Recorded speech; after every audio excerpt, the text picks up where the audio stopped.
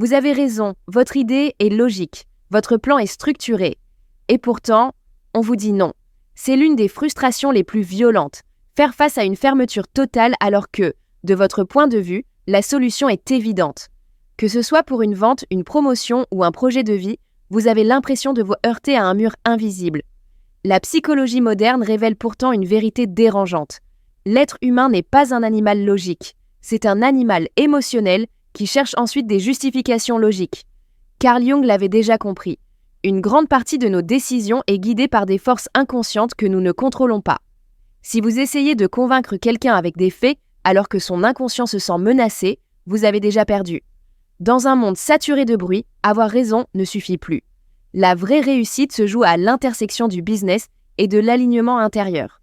Comprendre pourquoi les gens vous disent non, ce n'est pas apprendre à mieux argumenter. C'est arrêter de se battre contre la logique pour enfin apprendre à parler au véritable décideur, l'inconscient.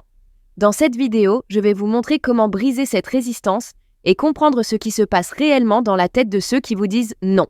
Le blocage n'a rien à voir avec la qualité de votre argumentaire. Le vrai problème, c'est que vous parlez à un cerveau en mode protection. La plupart des gens ne cherchent pas la vérité. Ils cherchent la sécurité. Ils veulent protéger leur confort, leur certitude et surtout, leur identité. Abraham Maslow l'a montré. Dès qu'une personne se sent, même inconsciemment, menacée dans sa sécurité intérieure, son cerveau rationnel se met en veille. À partir de là, la logique n'a plus accès. Lorsque votre proposition remet en question leurs habitudes, un signal d'alarme se déclenche. Le non n'est plus une décision réfléchie, c'est un bouclier automatique, un réflexe de survie. C'est le grand paradoxe du leadership. Plus une idée est révolutionnaire, plus elle fait peur. Ce que vous interprétez comme un refus de votre projet est en réalité une réaction émotionnelle de fuite. Ils ne disent pas non à votre idée. Ils disent non à l'inconfort que votre idée provoque en eux. Et tant que ce système d'alarme reste activé, vous pouvez avoir raison 1000 fois. Vous resterez seul face à votre logique. Les gens ne disent pas non à vos arguments. Ils disent non au séisme que vos arguments provoquent en eux. Nous avons tous un besoin viscéral de cohérence interne. Notre cerveau préférera toujours une erreur confortable à une vérité qui nous oblige à changer. Les travaux d'Aaron Beck et d'Albert Ellis l'ont montré. Nos réactions sont largement dictées par des pensées automatiques. Si votre idée heurte le schéma mental de votre interlocuteur, il vous rejettera instantanément, non pas pour vous contredire, mais pour protéger sa propre structure intérieure. C'est exactement pour cela que Warren Buffett ne perd jamais de temps à essayer de convaincre les sceptiques. Il sait que la clarté et la patience sont des forces bien plus puissantes que l'argumentation forcée. Napoleon Hill parlait déjà de cette discipline intérieure. La clarté d'objectif se suffit à elle-même. Elle n'a pas besoin de validation extérieure. C'est ici que la spiritualité moderne rejoint la stratégie business la plus pure. Ce n'est pas de la magie, c'est de l'alignement. Quand vous êtes profondément aligné avec vos valeurs, votre communication change de fréquence. Vous ne cherchez plus à quémander une adhésion, vous dégagez une stabilité qui désarme naturellement l'autre. Et c'est paradoxal. Moins vous avez besoin qu'on vous dise oui, plus les résistances tombent.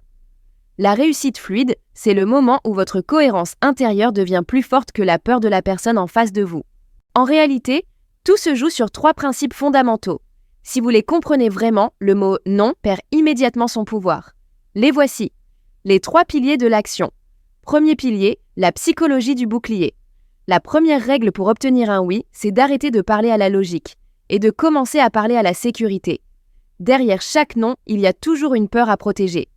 L'argent, le temps ou l'ego. Au lieu de chercher à prouver que vous avez raison, posez une autre question. Une question beaucoup plus puissante. Qu'est-ce qui vous ferait vous sentir plus en sécurité pour avancer ? Ne corrigez jamais l'autre frontalement. Présentez votre idée comme un bénéfice concret. On ne dit pas « ta méthode est mauvaise ». On dit « voici comment tu peux gagner 2 heures par jour ». Quand vous remplacez la menace par l'opportunité, le bouclier baisse, sans même que vous ayez besoin de le toucher. Deuxième pilier, la stratégie de l'engagement progressif. Ne demandez pas le mariage au premier rendez-vous. Robert Cialdini l'a montré. Le cerveau humain déteste l'engagement brutal, mais il adore la cohérence. Si vous proposez un projet trop lourd d'un seul coup, le refus devient un réflexe de survie. À l'inverse, cherchez des petits oui. Proposez un test, une étape simple, une version d'essai. Chaque petit accord crée une nouvelle zone de confort. Et une fois qu'une personne a dit oui à une première étape, sa propre cohérence interne la pousse naturellement à dire oui à la suivante. C'est ainsi que la résistance se transforme en collaboration naturelle. Troisième pilier, la puissance du détachement. Enfin, le levier le plus puissant est paradoxal. C'est votre capacité à ne pas avoir besoin d'avoir raison. Plus vous poussez pour convaincre, plus l'autre recule. C'est de la physique mentale. Carl Rogers l'expliquait déjà. L'influence ne vient pas de la technique, elle vient de l'alignement intérieur. Un entrepreneur qui incarne réellement son projet n'a pas besoin de forcer. Il inspire. En présentant vos idées comme des hypothèses plutôt que comme des vérités absolues, vous désactivez l'ego dans la conversation. Et c'est précisément dans ce détachement que réside votre véritable autorité. Quand vous n'avez plus rien à prouver, les autres commencent enfin à vous écouter. Si les gens vous disent non, ce n'est pas nécessairement parce que vous avez tort. C'est souvent parce que vous vous adressez à leur logique alors que leur décision se joue à un niveau émotionnel et inconscient. William James rappelait que la plus grande capacité de l'être humain est de transformer sa vie en transformant sa manière de penser et d'agir. En comprenant ces mécanismes, vous cessez de lutter contre le refus et vous commencez à communiquer avec plus de justesse, plus de calme et plus de maturité. La responsabilité de votre progression vous appartient désormais. Moins chercher à convaincre, plus chercher à vous aligner. Abonnez-vous pour recevoir plus de sagesse, business and mindset.